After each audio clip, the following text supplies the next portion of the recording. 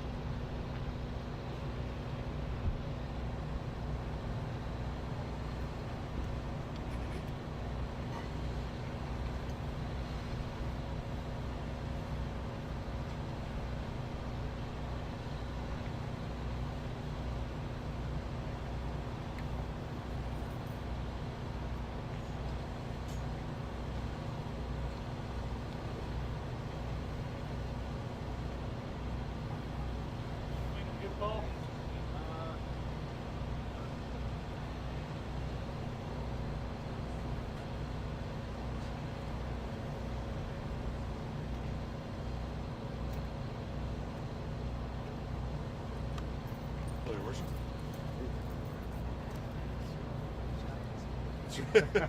We were just talking about that. We should probably put you guys on the downhill side. Yeah, exactly. Yeah. I'm on the downhill side here. So. Actually, if you want to talk, we can do that. Let's Maybe do that. switch over. An extra couple inches might help. Yeah, exactly. Yeah.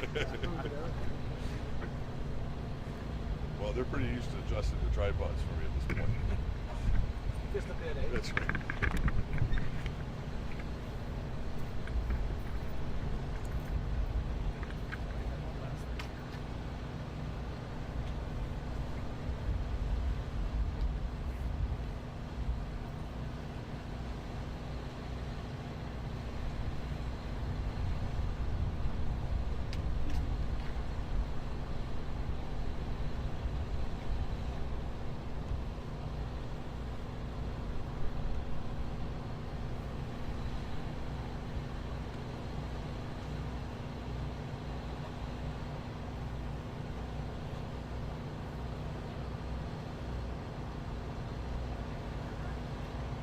All good? Everybody's good? All right, Todd Loewen. I'm Todd Loewen, Minister of Forestry and Parks. We're here in Hinton today to talk a little bit about the Jasper wildfire. This fire, of course, started and escalated very quickly. Alberta was there to help Parks Canada with that fire right from the start. And maybe I should mention here, I'm joined with Mayor Ireland here and Minister Jason Nixon here too. And I believe our federal counterparts will be here shortly. Again, as we've gone through this fire, we've had a couple days of decent weather that have helped suppress the fire a bit, but now things are warming up and the temperature's rising and the fuel is drying out, and we're going to see escalated fire activity as we go into the next few days. And I know the people in Parks Canada and supported by the Alberta Wildfire are going to do a great job with that. There's a lot of work to do. This fire is huge. It's probably the largest wildfire that Jasper Park has seen. And again, Alberta Wildfire is here to support in any way that we possibly can to make sure that we reduce the likelihood of that fire returning back to the town of Jasper, which at this point is still a possibility. We need to make sure that we get that work done around the town of Jasper to make sure that we can keep the rest of the town safe, and of course get residents back into the town as quick as possible. So I'll turn time over to Minister Nixon to have a little more. Well, thanks, Mr. Loewen, and thanks for all the hard work of you and your team, as well as the National Park Service in the town of Jasper. It's my first chance to get here to Hinton. Obviously, I've been working with our team to manage some of our end of this from the social services sector in Edmonton. The first thing I would like to just remind everybody through the media, if I could, is around evacuation payments. We've been able to, make evacuation payments for the Jasper evacuation available quicker, where we would be past that timeline anyway, where it would have been available. But looking today on the way up, we're about half of the people that have evacuated Jasper that are eligible for payments have registered. And so I just want to encourage everybody who did evacuate Jasper, whether that would be a permanent resident, a temporary worker, or even a temporary foreign worker, are eligible for that support to go to alberta.ca, where there will be a variety of website links and phone numbers to be able to get people to those evacuation payments, as well as to make sure that people go and register with Red Cross, which is also making about $750 payment on top of the $1,250 per adult and $500 per child the Alberta government is making available. I want to be clear, those evacuation payments are designed for the evacuation component. This is not what is going to take, obviously, to be able to support everybody as we go through the full rebuild of Jasper. But I do think it's important that everybody knows they're entitled to that. The government wants to help. And if you go on that process, you will find a variety of ways to do that, either through our offices, online, or through different phone numbers, and we'll get you the support that you need. At that same website, we also have available other emergency supports beyond that for people that may find themselves in some circumstances as they're waiting for insurance and those type of other conversations to take place to get help. The reason I'm here today is we've been working to be able to get our seniors back onto this side of the line into Alberta. My department, Department of Seniors, Community and Social Services, has several facilities that were in Jasper. Some of them one of them did not survive. The rest appear to have survived, though we still have to continue to work on to get permanent electricity to be able to fully understand the context of what's happening in those other two facilities. But most of our seniors had to evacuate through Valmont into the BC side when that evacuation was taking place. And so we've been working very closely to stay in contact with all of them. Many of them would be at different levels of healthcare needs. And so it was a high priority, I know, for all of us to be able to make sure that they were safe. Tomorrow, we will start to bring our seniors back across the line. Most of them that are in Valmont right now staying in hotels, so they will come through the park, not the town site, and then come here to Hinton. And then we'll go to a variety of different services depending on what their needs are. I was just touring just a few moments ago one of our senior facilities here in Hinton that is ready to take some of those evacuees. We will have, again, 18 continuing care patients, which would be the highest level of medical care that would be needed within our senior type of conversations that are coming back in, and then we'll go into an Alberta Health Services continuing care facility and continue to receive the care that they would have been receiving in Jasper. I will note the continuing care facility in Jasper seems to still be intact. It's actually attached to the hospital. And then we will have 15 of our self-contained seniors, what I mean by self-contained, living in self-contained government housing in Jasper that have a pretty high level of independence. They've been in Valmont in hotels. They are coming back here to Hinton tomorrow, and will be staying in hotels that have already been arranged for them. And then on our kind of between independent living and continuing care is our lodge space. The lodge did survive, but obviously we need to get those individuals back onto this side of the line, and we will be bringing 15 of those individuals back. That will leave 17 that are deciding to remain with family for the time being, but we've been able to make sure that that space is available depending on what those individual family circumstances will be. It remains the highest priority of the Alberta government and Alberta's emergency cabinet. And I also think, and I hope, certainly the National Park Service and the federal government to also get all Jasperites an opportunity to get back into the town. It's our view that it has to happen as soon as possible. The Premier brings it up every morning when we meet, and we are working diligently between all levels of government to be able to make sure that we have access to at least a bus tour as soon as possible. What we learned with both Slave Lake and Fort McMurray is the quicker that we can get individuals home to be able to see what is taking place with their property, the quicker we can start things like insurance and other critical components to really rebuild the town. And so we're conscious with the fact that we're bringing seniors back through the park, that lots of people from Jasper are going to start to ask the government, why can't I go see my home? And we think it's a very reasonable conversation. It has to happen safely, but I do want to reiterate is the position of the Alberta government needs to happen quickly, and we will be pushing for that to happen shortly within the coming days. So it's good news, more people returning to the province. There's a lot of work still ahead of us. And we're going to continue to be here on the ground to be able to make sure we can support Jasperites with everything that we can. And with that, I think I'd be happy to turn it over to the Mayor. Thank you, Minister. Good afternoon, everyone. I'd just like to begin by acknowledging Minister Guilbeault, the federal minister responsible for Parks Canada, and Minister Randy Boissonnault joined us today. and with Minister Nixon and Minister Loewen, we've just had another briefing in the command post. It is a conversation that sadly I've had before.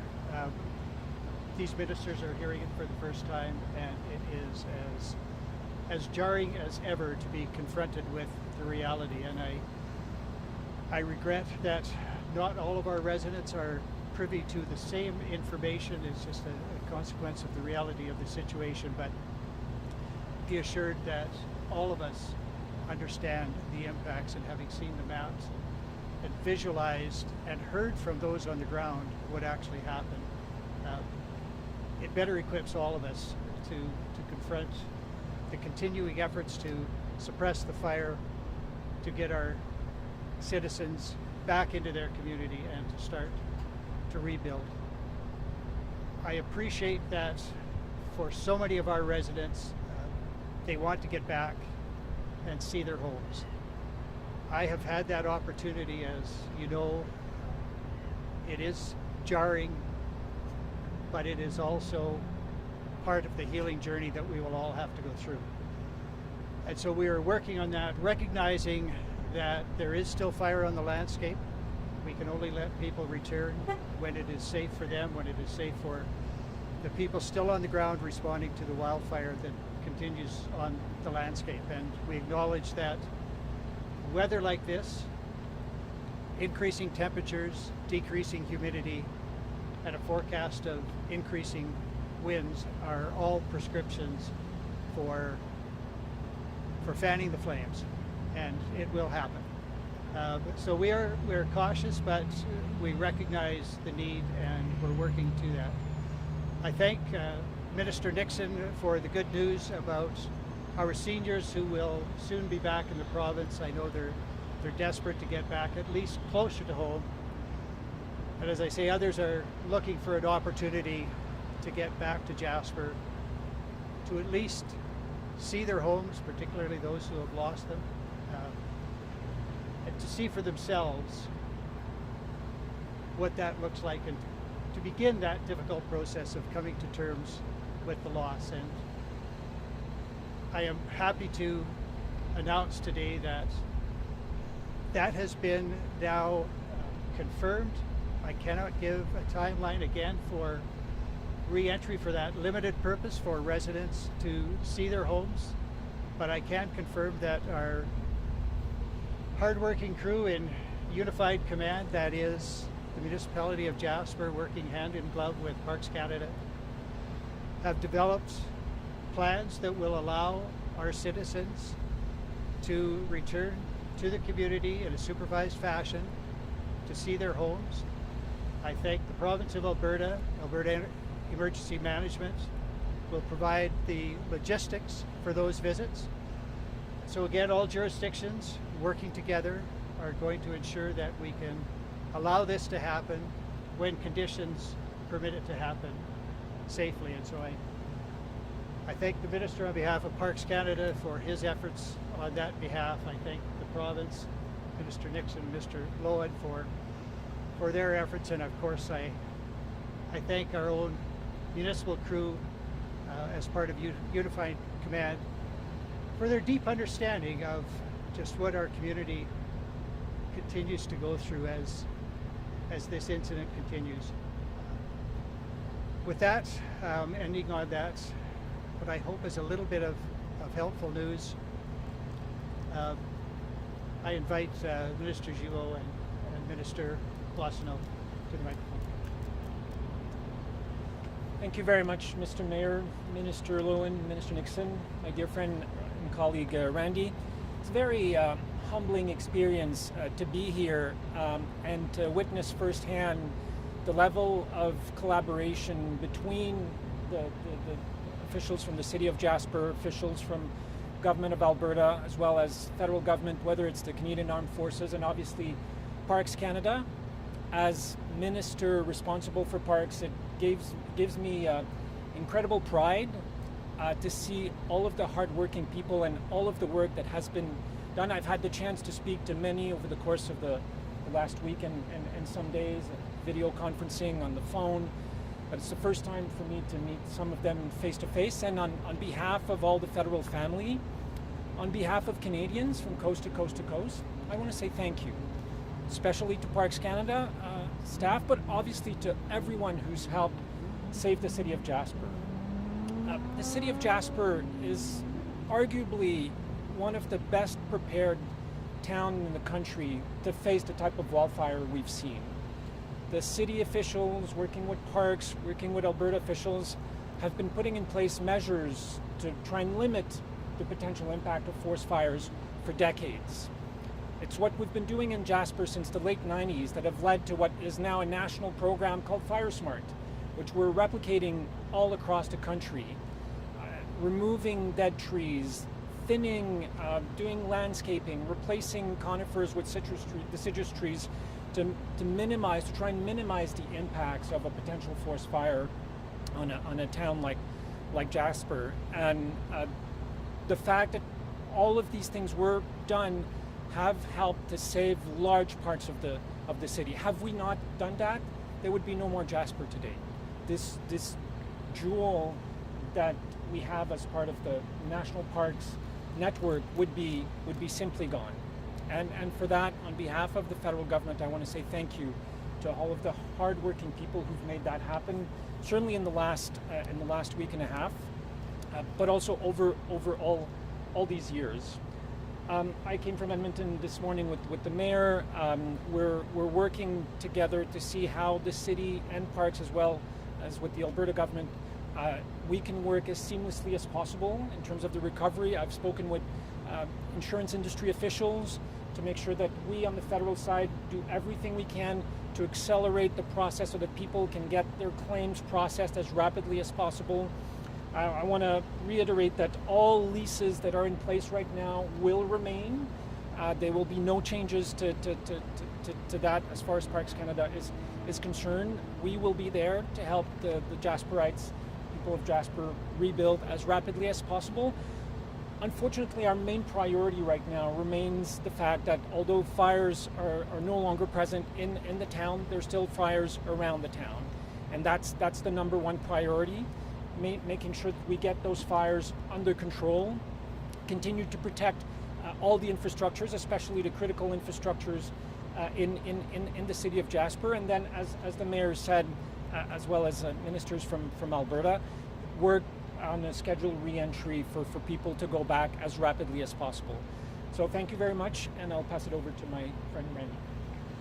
Well, thanks very much, Steven. Mayor Ireland Richard, thank you for your leadership and for your voice through this time. I know people are anchoring on you, your strength, your resilience, your own personal loss, and yet you're here today representing Jasperites, and so I want to thank you for that. Ministers Loewen and Nixon, we've worked on a lot of projects together. We're going to work on this until Jasper's rebuilt, until it comes back better than ever before. To Steven, your responsibility for parks is a big one, and I want to thank Ron and Andrew and all of the people here who did everything possible to get to where we are today. I want to thank all the first responders. I know that there are people who were retired who came back, who are now on site because of how important this is to Albertans. Jasper is a jewel, not just for a kid that grew up in Morinville, but for Albertans from Sundre to your part of the world, Todd, to Canadians and to people around the world. And so I want you to know that we're bringing the full weight of the federal government to this issue. In my own Department of Employment, Social Development Canada, we have fast-tracked anybody who needs an employment insurance claim, old age security, GIS, your childcare benefits. Go to servicecanada.ca. This postal code has been fast-tracked, and if there's any issues with people getting their benefits, I want to know about it, and we're going to make sure that people get the help that they need. I also know how times like this bring the best out of Albertans and Canadians. We've got radio stations. We've got the Alberta Bottle Depot Association, raised $1.5 million, and the money that Canadians are putting in at the Red Cross, being matched by the federal government, being matched by the provincial government, being matched up to $100,000 by Rogers, is making sure that people, evacuees, are now getting $750 per person from the Red Cross. I was at the evacuation center in Edmonton earlier this week. Those evacuation centers will stay open, and as Minister Nixon, as the mayor, and as Minister Guilbeault said, safety first. This is an active fire situation in the area, and we need people to see their properties when it is safe to do so. I want to reiterate, because what Steven said is really important. If you've got a lease with Parks Canada, that lease is intact, and we are going to fast track and streamline the ability to get temporary accommodations and the long-term build done. We will not rest until Jasper once again shines as a jewel in the Parks crown of Canada. Donc en français, nous sommes ici pour faire certain que tout le gouvernement du Canada est ici pour rebâtir Jasper quand il est sauf et sûr pour le faire. On va travailler avec l'Alberta pour faire certain que les résidents puissent retourner en ville pour regarder leur propriété. C'est très important de faire ça, mais seulement quand on a plus de contrôle sur les feux. Tout le système du gouvernement fédéral, que ce soit Transport Canada, les Forces armées canadiennes, mon ministère de développement emploi social, nous sommes ici pour aider les gens. On va restaurer Jasper parce que c'est un bijou dans la couronne des parcs ici au Canada.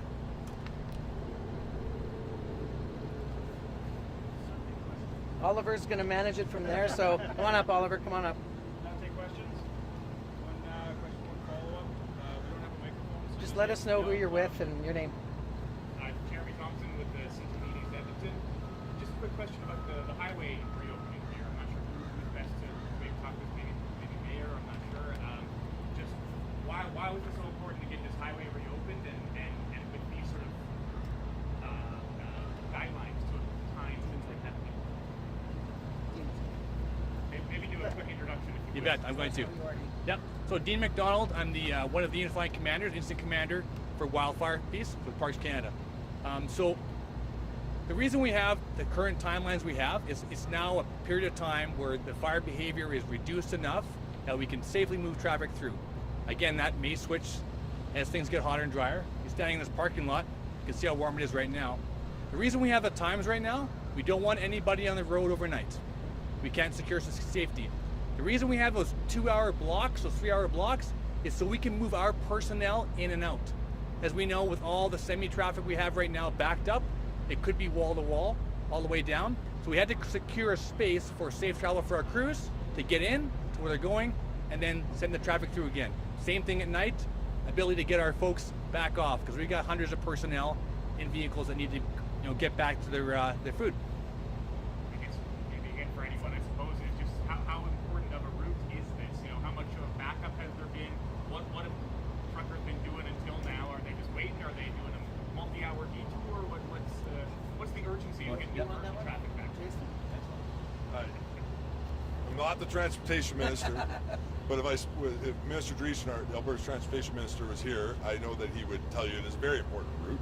He'd also tell you every route going in and out of the province and across the province is incredibly important for our economy, and obviously to be able to move goods and be able to make sure we can supply communities and even supply the firefighting efforts that are happening is obviously why we have to secure the highway. But also, again, I mean, the fact that we're able to now get Albertans who are in a situation where they would not have been able to travel through large portions of BC to come all the way around to Calgary or Grand Prairie to make it back home shows how important of a route that is, to be able to make sure that we can connect all of our communities to each other so we can support each other. So each morning when the emergency cabinet meets, Minister Dreesen continues to bring up that road, and I think that probably really illustrates how important that is as a route to the province.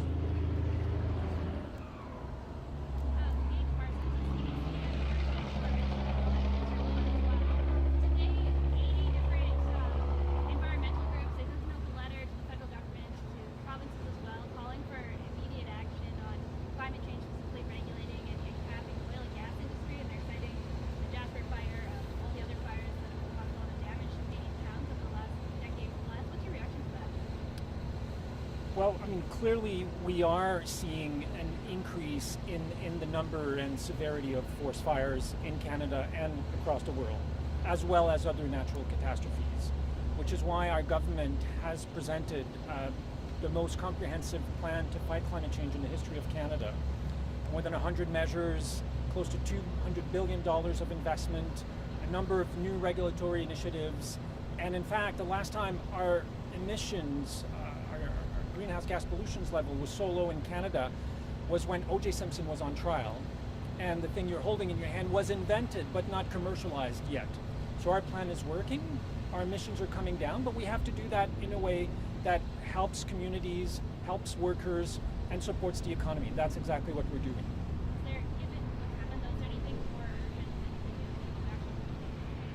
that you Well, I mean, as I said, we are on track, according to the Canadian Climate Institute, for the first time in the history of our country, to meet our interim 2026 targets and to meet our 2030 targets. It would be the first time in the history of our country that we're able to meet a climate change target. We know that more needs to be done, and that's what we're actively engaged, working with our partners in the provinces, territories, municipalities, private sector, Indigenous nations. I should also mention the fact that we have now the first ever national adaptation plan. Again, working with municipalities, with provinces, territories, Indigenous leaders, the private sector, to see how we will adapt to a changing climate in Canada. Yeah, so no, when we look at the landscape that we have right now, we've had 2 big years in a row.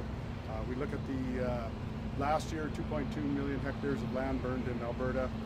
That was a record. The record that was broke was from I think the late 80s, mid 80s. So again, in this year here, we've only have about 25% of what we've had burned last year. So we look at the whole landscape, and looking back to 2020. 2020, we had 3,500 hectares burned in Alberta. So there's been a dramatic change that's been fluctuating over time when it comes to the amount of land burned. We look at our forests are aging.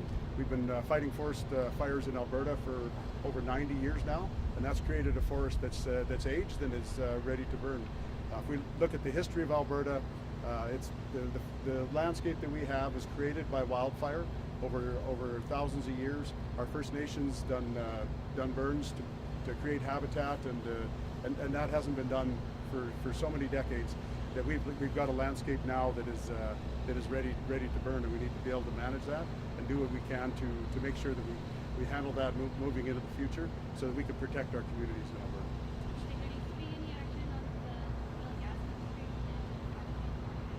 Our oil and gas industry in Canada, and particularly in Alberta, is doing a fantastic job when it comes to emissions reductions. It's the model for the world to follow, and I think the rest of the world should follow what we're doing here in Alberta.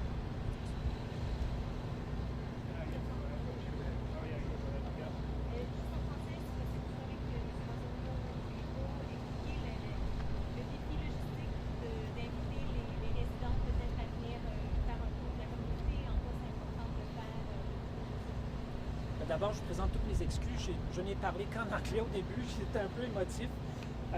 Mais essentiellement, je pense que ce qui est important de souligner et ce qui est impressionnant, ce qui m'a impressionné quand je suis arrivé ici, c'est le niveau de collaboration entre la municipalité, la province, le gouvernement fédéral.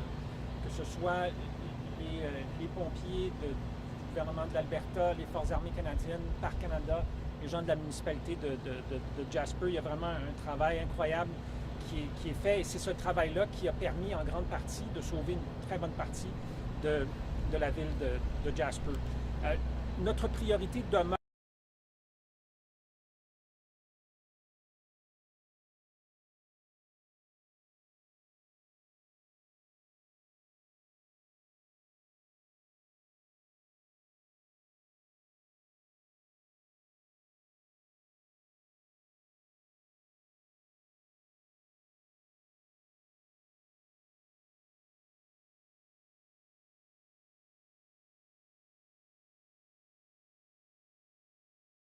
Sergeant Sajin, ministre Leblanc, ministre Pablo Rodriguez, tous les ministres qui sont interpellés par les différentes situations qui font face les gens de Jasper.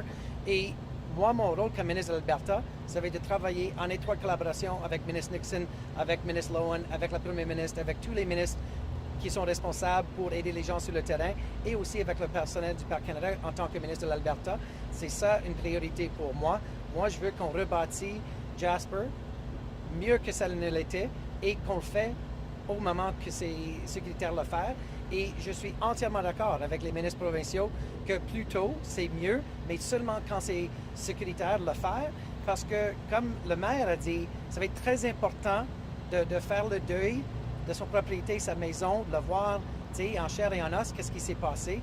Et ça va être difficile. On a vécu ça à Fort McMurray, on a vécu ça à Lytton, on a vécu ça ailleurs au pays. Et il faut aider ces gens à passer au travers ce deuil qui va sûrement venir. And just so Ministers Loewen and Nixon and the Mayor get what I said, we're going to work together every day to get this rebuilt together as Alberta Minister federally. And to your earlier point, Jason, we take this very seriously. This is a national, it is a crisis for us, it's an emergency for us. We're going to work on this together to get all the work done. Yeah, question. You mentioned people getting in to go eventually to Jasper. What about tourists that are waiting just to get in to grab their RV, so they can get out and make capacity so people feel people want to come here, be here? Any plan on the radar for tourists to come and get their stuff so they can move on?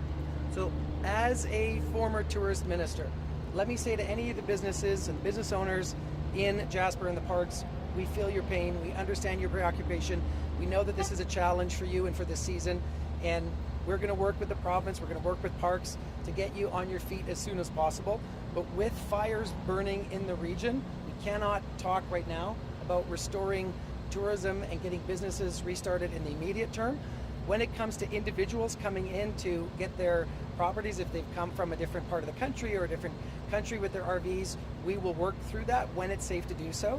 And Mayor, you and I met when I was tourism minister. We know how important this area is to tourism, but we need to get people back into their homes safely first and do this rebuild in an orderly fashion. So any comments you would have, Mayor, on people coming back in, or Parks Canada about the safety of people coming and getting their RVs? What I would like to add is that, of course, what Minister Boissonnault has said is the reality.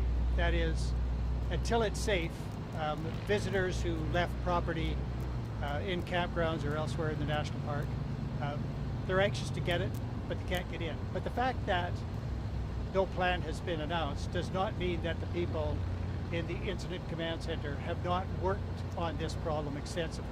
So they will have a plan when they can unfold it, when they can announce it.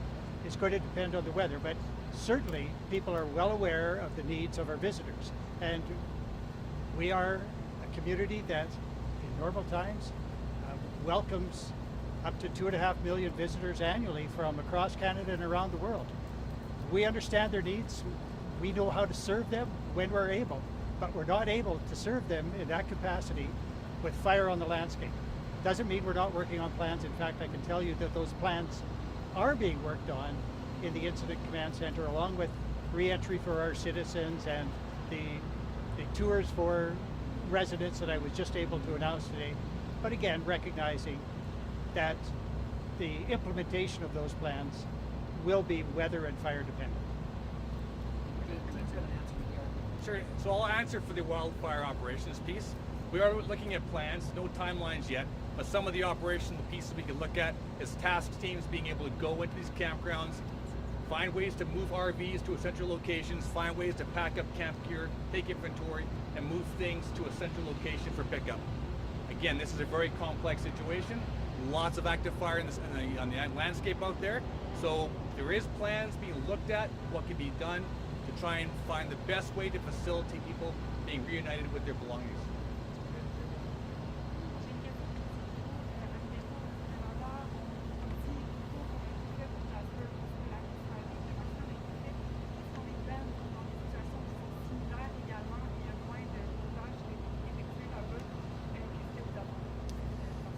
Dans le cas de Jasper, là, c'est près, au cours des dernières années, c'est près de 2000 hectares sur lesquels les gens de Parc Canada, de la municipalité, ont fait des interventions, soit pour enlever du bois mort, soit pour refaire l'aménagement, pour mettre des feuillus plutôt que des conifères, pour faire des feux préventifs. Donc, au total, près de 2000 hectares. Je n'ai pas le chiffre en tête pour Banff également, mais quand je disais tout à l'heure que Jasper a été l'un des exemples qui a servi à établir le standard national qu'on appelle en français IntelliFeu, Fire Smart, le même genre de mécanisme a été mis en place autour de Banff également. Donc, que ce soit de l'aménagement, que ce soit planter de différentes essences d'arbres, que ce soit d'enlever le bois mort, donc de façon à chercher à enlever le plus de combustible possible. Toutes ces choses-là sont faites également autour de Banff et de plus en plus dans l'ensemble autour des municipalités partout à l'échelle du pays. Merci. Si je peux enchaîner là-dessus, juste pour donner une idée de l'ampleur du feu, ça brûlait une superficie moitié de la taille de la ville d'Edmonton. On parle de 36 000 hectares. La ville d'Edmonton, c'est 74 000 hectares. Donc, si vous imaginez faire la route pour 30 minutes pour traverser toute la ville d'Edmonton et on voit que le désastre, c'est ça l'ampleur, ce que nos collègues à Parc Canada, les feux de l'Alberta, les pompiers de l'Alberta et les gens de Jasper ont dû lutter contre. Et comme le maire a dit, presque 25 000 personnes évacuées sans aucun incident, sans aucun mort. Ça, c'est quelque chose d'historique et je dois féliciter, donner un chapeau à tous les gens et tous les gens de Jasper qui ont été capables d'évacuer tellement tranquille et tellement en sécurité. Absolument, Jeremy. Look, I just want people to get a sense because Steven and I have been talking about this and I did some of the math and this is a fire that's burned about 35,000 hectares. If you take a look at the size of the city of Edmonton at 74,000 hectares, this fire has burned an area half the size of the city of Edmonton. And you could drive for 25 or 30 minutes. Minister Loewen did it. He drove for 25 or 30 minutes and all he could see was burnt out forest. So we are talking about something that is on a scale hard to imagine. It's heartbreaking to witness. And the people of Jasper, Parks Canada, Government of Alberta, Government of Canada, between 10 at night and 3 in the morning, over 5 hours, got 25,000 people evacuated, not just from the town site, but from trails, from campsites, from lodges, no incident and no loss of life. And that is something that truly needs to be acknowledged. Answer you one question? Yeah, for Minister Nixon, I think. Can you share any details about the senior center that was lost? How many people lived there? Was that a assisted care, private? Yeah, just for some context for all of us rural MLAs, we all know the different lingo for our towns, for our senior facilities are different town to town. So in Jasper, we have our continuing care facility, which is sometimes actually still called the Lodge, I think, for some locals. That would be attached to the hospital. We know it's up, it's survived, and it's been going through assessments at the same time as we went through the assessment for the hospital in Jasper. One of the big challenges that we're having in that area is that we actually can't continue to finish that assessment until we actually get electricity to the building, so we can see what's going on, as well as actually natural gas. To refire up a hospital takes, I learned today, a bit of a natural gas process to be able to that building to be able to make sure it works. But that continuing care facility seems to be up. Individuals that would be in there would be the most in need of the most health care in their period of life. And I want to stress all of them have been safely either in a BC facility or an Alberta facility, and we're working to get them all home here in Alberta to be cared for going forward. And then we also have the Alpine Lodge, I believe, is the name. That facility is still standing. I've seen pictures of it. In fact, Minister Loewen was there the other day and confirmed that it was still up for my department. But obviously we can't get everybody there.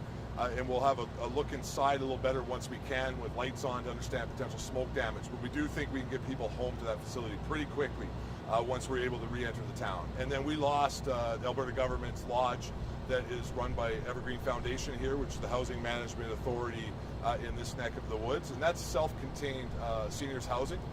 And most of those seniors have ended up in Valmont. And they, again, as I mentioned earlier, will be returning to this side of the line tomorrow. And we've arranged to be able to make sure that they all have appropriate hotel facilities and or facilities in other evergreen housing complexes that are with the government of Alberta elsewhere, very close by in the county. And that will obviously be the facility that will take the longest to rebuild. I can tell you that my Assistant Deputy Minister of Housing here in Alberta, David Williams, is on it already. We're a leaseholder of the federal government in this context, so we have some similarities with other people who are going to be trying to understand that insurance process. But we're already on it, and we intend to be able to make sure that building's standing up as fast as possible, and all those who have called Jasper home before this can hopefully be able to return and be able to enjoy that in their senior years. And do you know how many people were in that facility that may have lost their The facility that did burn down, there was 32 inside the facility at the time. I think it had capacity for a couple more than that, but there were 32 in that facility. Again, 15 that are currently in hotels in Valmont. We'll be home soon, and 17 that are safe with family either in BC or Alberta. Yeah, I think we have time for one very quick question. Well, I'm sorry, I should mention, I mean, my fellow colleagues, I don't know what the rules are, but I can, and I'd ask them to come up, but the local member of parliament for Jasper's here, Gerald Soroka, which I think is important to make sure that he's part of that process. So good to see you, Gerald. But that's who Gerald is, and if anybody's got any questions from a local perspective. Sorry, we're going to take one more Just- question. And one more follow-up question. I'm sorry, I just wanted to respond to this question and then let you have another one. Your question brings up what for me is another really important topic here. So as the Minister Nixon said, different towns have different nomenclature for various facilities. So what he called the lodge, we call the manor. What he also called the lodge, we call the lodge. In the manor, which was destroyed, 32 residents, mostly now in a hotel in Valemont, a hotel owned by someone who lost a hotel in Jasper. So just a bit of context, residents who were required to evacuate from that manor to Valemont have been housed in a hotel there for the most part. The other ones from the lodge who were evacuated, I think mostly up in Marathorpe right now. However, what I wanted to say is that you have seen the numbers of 360 roughly structures destroyed.